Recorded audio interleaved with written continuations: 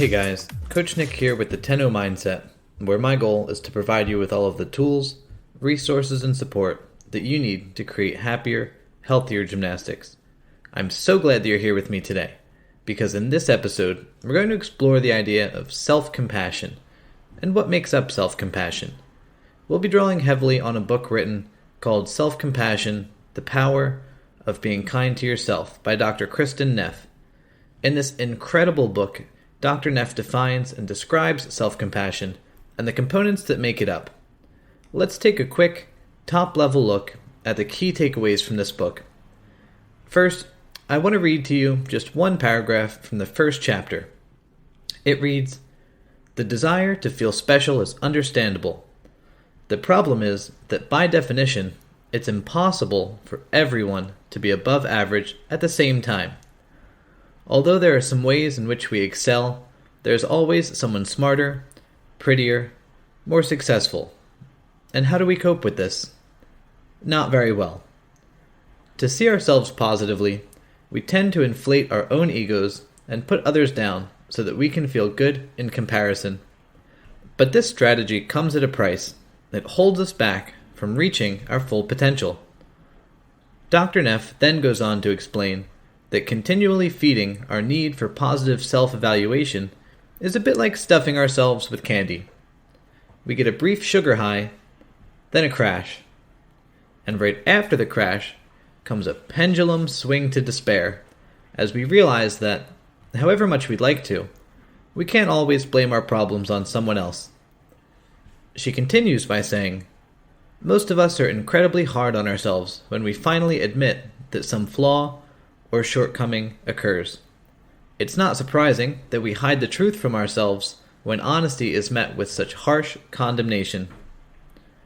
So what's the answer? The answer is to stop judging and evaluating ourselves altogether, to stop trying to label ourselves as good or bad, and simply accept ourselves, to treat ourselves with the same kindness, caring, and compassion we would show to a good friend, or even a stranger for that matter. Sadly, however, there's almost no one whom we treat as badly as ourselves. Pause here for a moment and think. How do you generally react to yourself? What types of things do you typically judge and criticize yourself for? Appearance? Career? Relationships? What type of language do you use with yourself when you notice some flaw or make a mistake? Do you insult yourself, or do you tend to take a more kind and understanding tone? If you are highly self-critical, how does that make you feel inside? What are the consequences of being so hard on yourself? Does it make you more motivated, or does it tend to make you more discouraged and depressed? How do you think you would feel if you could truly accept yourself exactly as you are? Does this possibility scare you, give you hope, or both? If you feel that you lack sufficient self-compassion, check in with yourself. Right now, are you criticizing yourself for that too? If so, stop right there. Try to feel compassion for how difficult it is to be an imperfect human being in this extremely competitive society of ours. Our culture does not emphasize self-compassion. Quite the opposite, actually. We're told that no matter how hard we try, our best just isn't good enough. And I think it's time for something different. So what exactly is self-compassion? Well, according to Dr. Neff, self-compassion entails three key components. First, self-kindness, that we be gentle and understanding with ourselves, rather than harshly critical and judgmental. Second, the recognition of our common humanity, feeling connected with others in the experience of life, rather than feeling isolated and alienated by our suffering. Third, it requires mindfulness, that we hold our experience in a balanced awareness, rather than ignoring our pain or exaggerating it. we must achieve and combine these three essential elements to be truly self-compassionate. Self-kindness, by definition, means that we stop the constant self-judgment and disparaging internal commentary that most of us have come to see as normal. It requires that we understand our shortcomings and failures, instead of condemning them. But self-kindness involves more than merely stopping self-judgment. It involves actively comforting ourselves, responding just as we would to a dear friend in need. It means we allow ourselves to be emotionally moved by our own pain, stopping to say, "This is really difficult right now."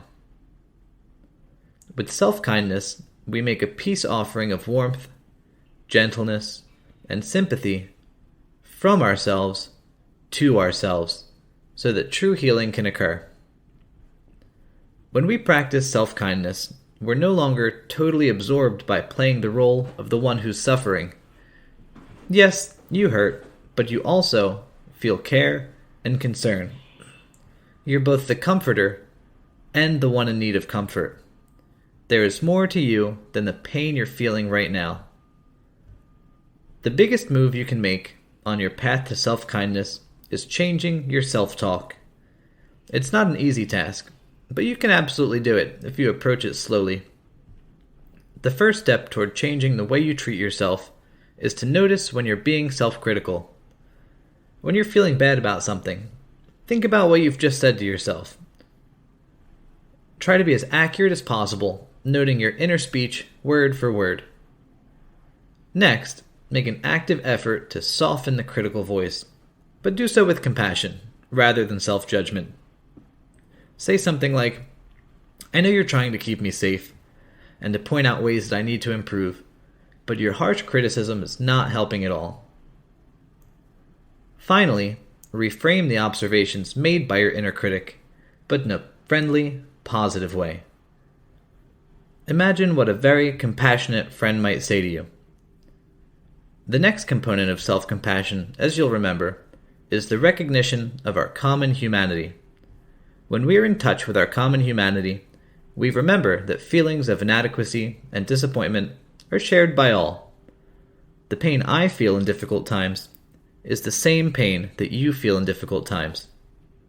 The triggers are different, the circumstances are different, and the degree of pain is different, but the process is the same. Sadly, however, most people don't focus on what they have in common with others, especially when they feel ashamed or inadequate. Rather than framing their imperfection in light of the shared human experience, they're more likely to feel isolated and disconnected from the world around them when they fail. Because our culture demands that we perceive ourselves as special and above average, we routinely engage in the process of social comparison with others. When we're deeply invested in seeing ourselves positively, we tend to feel threatened if others do better than we do. One of the saddest consequences of social comparison is how we distance ourselves from people whose success makes us feel bad about ourselves. The final component of self-compassion is mindfulness. To give ourselves compassion, we have to first recognize that we're suffering. When you look in the mirror and you decide that you're too short or that your nose is too big, do you immediately tell yourself that these feelings of inadequacy are painful and deserving of a kind, caring response? Probably not. We certainly feel the sting of falling short, but our mind tends to focus on the failure itself, rather than the pain caused by the failure. The moment we see something about ourselves that we don't like, our attention tends to become completely absorbed by our perceived flaws. In that moment, we don't have the perspective needed to recognize the suffering caused by our feelings of imperfection, let alone to respond to them with compassion. It's not surprising that we often ignore our own pain, given that we're physiologically programmed to avoid it. Pain signals to the brain that something is wrong, triggering our fight or flight response. It screams, "Get away! Danger!" Because of our innate tendency to move away from pain, it can be extremely difficult to turn toward our pain, to hold it, to be with it as it is. This is why so many people shut themselves off from their emotions. And it's a very natural thing to do. Mindfulness brings us back to the present moment and provides the type of balanced awareness that forms the foundation of self-compassion.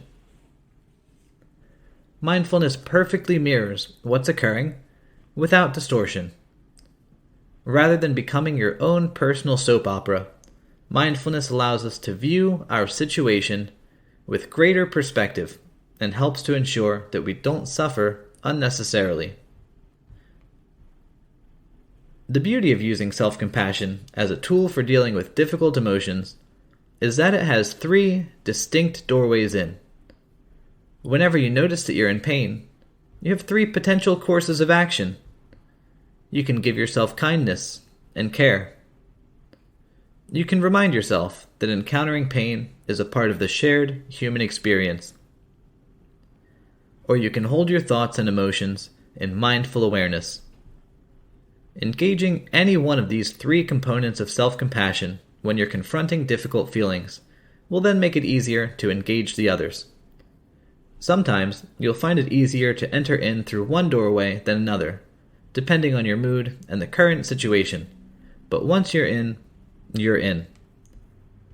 Consistently practicing self-compassion helps us develop emotional resilience, allowing us to accept our difficult emotions and to bounce back from them more quickly.